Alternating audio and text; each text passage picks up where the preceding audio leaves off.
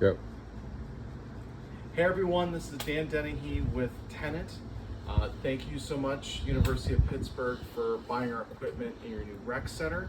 This video is meant to be a tutorial on your new T391 floor scrubbers. And what we're going to do is we're going to cover the machine. We're going to go from nose to tail. This is just like the unit you have. There's 3 of them in the rec center. And what we're going to do is some tips and tricks so that you know exactly how to take care of your equipment for the next several years. Let's start with the front. At the front, you've got 2 discs. It's a 28-inch unit, and those units have what are called pad drivers. This is a pad driver. There are your pads. This is a used unit, so this is how you're going to find it after you've used the equipment for some time. There's a lock collar here at the center that just holds and snugs the actual pad that you're using on the equipment. And you always want to make sure that the pad is on and engaged. This one is somewhat worn, but still good. When these wear out, those bristles will show, and these will do a really good job of tearing up the floor. So always make sure, and even if it's just reaching in and touching, to make sure you can feel the pad on the pad driver to check that those pads are there. And with these clips, all you have to do is snug them up. They don't have to be, oh my God, tight, just enough where, again, that pad is settled and on the pad driver. To install, just lift up the skirt, and this is all movable. Bring it up to the head. It's all held on by magnets. And to pop it back on, you just drop with this kickstand the head down. Select one of the features on the back and just pop it on. And the magnets will actually put the pad driver back on the equipment. So now that we've been able to put our pad drivers and pads on, the next thing we want to look at is how we fill the unit with water. Your clean water tank is at the very bottom of the equipment. This hole here is how you will fill up with any fresh water. Your building has 3M distribution blocks. It's called Core 4. Select the neutral cleaner, cold water, fill up the unit here, and with your eyes you'll see the water level through the opening here. If for some reason you're unable to get neutral cleaner through the distribution block, this is a vial with measurements on a cup. As you can see here, that cup you can use to put your chemical in here, dump it into the unit after you've put water into the unit. So that way, of course, you've got chemical to make sure that when you're cleaning, you're doing the absolute best job. Now, let's look at under the hood of the equipment to see the battery and how this whole thing works. You'll notice there's a yellow button here that you push down, and it allows you to open up and view the underneath of the unit.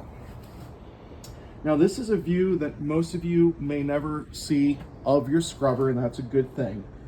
The batteries in your unit are different than this. They are AGM batteries. That means you will not need to do anything to maintain the batteries. You will not need to do anything to maintain the drive motors. The only thing that you may have to deal with are these yellow knobs here that adjust the down pressure of the head of the unit. To be honest, don't really worry about it. It's already set up as is. If you have any issues, talk to your service technician. But underneath here, really nothing for you to be paying too much attention to, which is good. I do want to show you something though.